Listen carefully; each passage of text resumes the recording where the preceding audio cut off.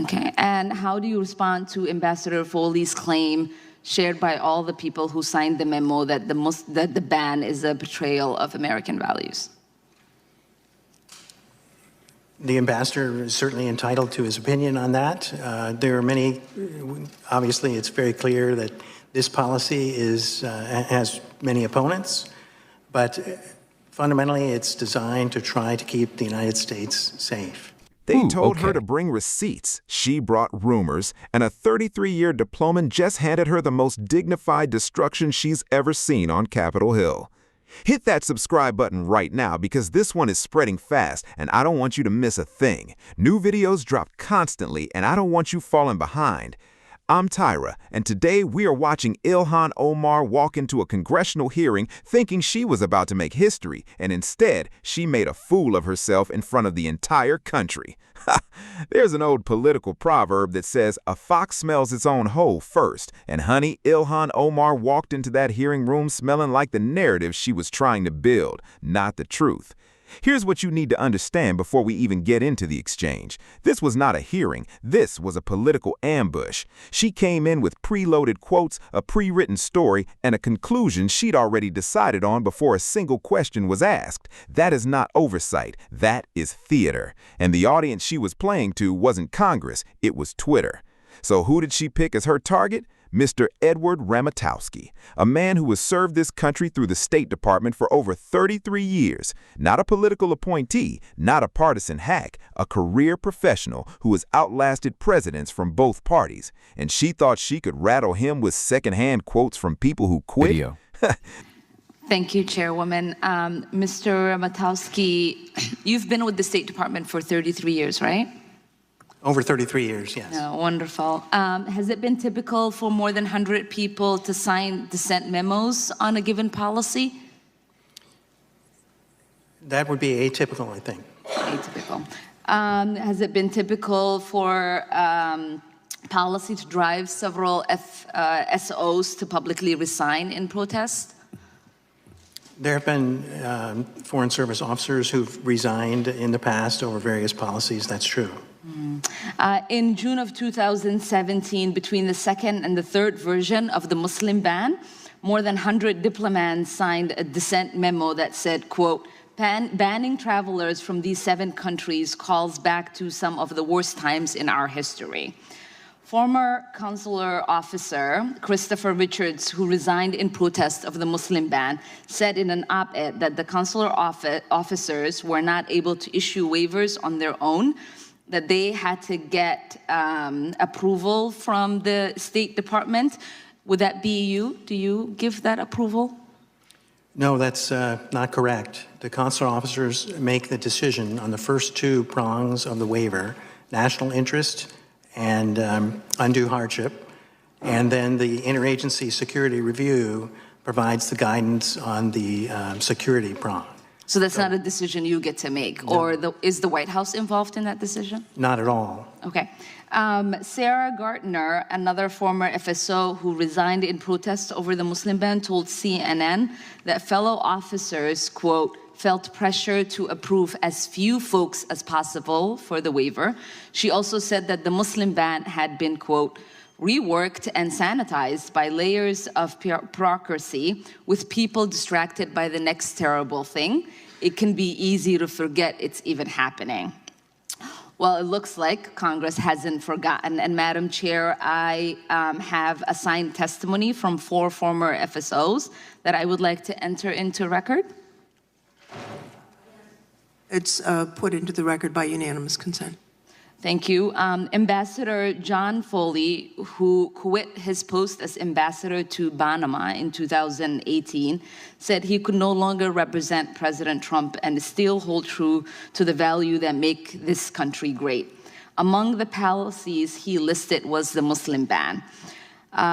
In the end, how many diplomats and consular officers signed the dissent memo protesting the ban?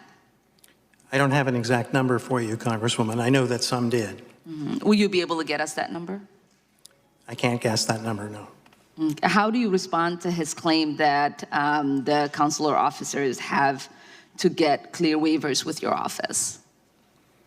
I would say, as I said before, that that's not correct. The consular officers make the determination on the first two prongs of the waiver, national interest and undue hardship, and the security check, as I testified, is conducted back here in Washington.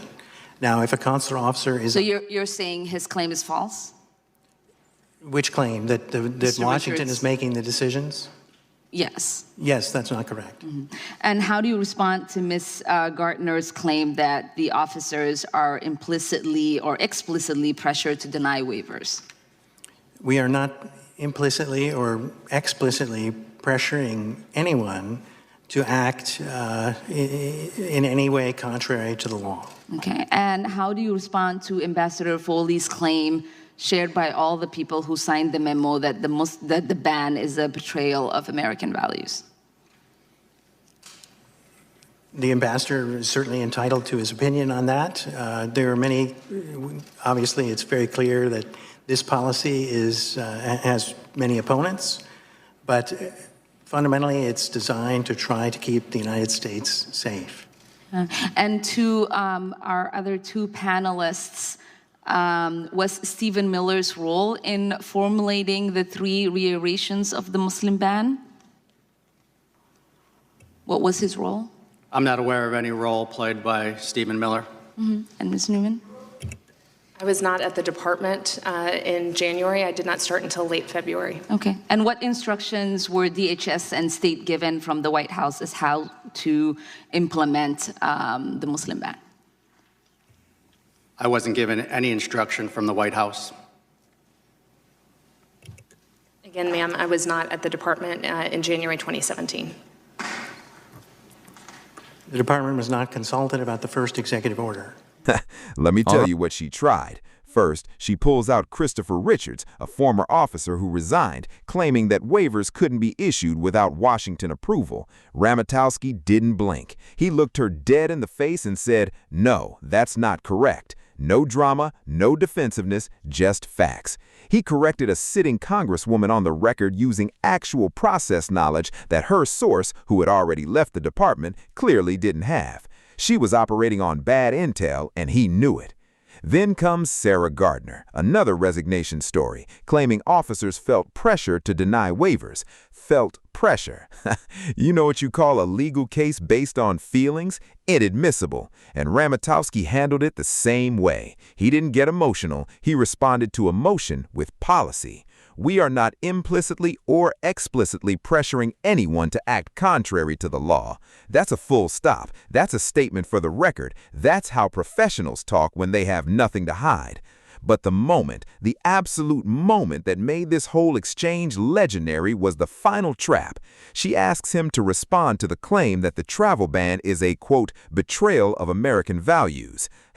I want you to think about what she was fishing for. She needed a headline. She needed him to either agree and throw his own department under the bus or disagree and be painted as some kind of values villain on CNN by 6 p.m. He did neither. He smiled, gave the ambassador his opinion, and then pivoted straight to purpose. Fundamentally, it's designed to try to keep the United States safe. That's it. That's the answer. Clean, professional, unimpeachable. She set the trap and he walked right around it without even looking down. And here's where I'll say what a lot of people are thinking but won't say on camera. Ilhan Omar questioning anyone's commitment to American values is rich. This is a woman with more controversies, more ethical clouds, and more questions hanging over her record than almost anyone in that chamber. The audacity to sit there and lecture a 33-year public servant about betrayal? The nerve is something else entirely. She wasn't there for answers, he was. She wasn't there for the policy, he was. And in the end, the man with the facts, the composure, and the 33 years of service walked out of that room with his integrity completely intact, while she walked out with nothing but a clip she couldn't even use. The professional won, the politician lost, and America watched the whole thing.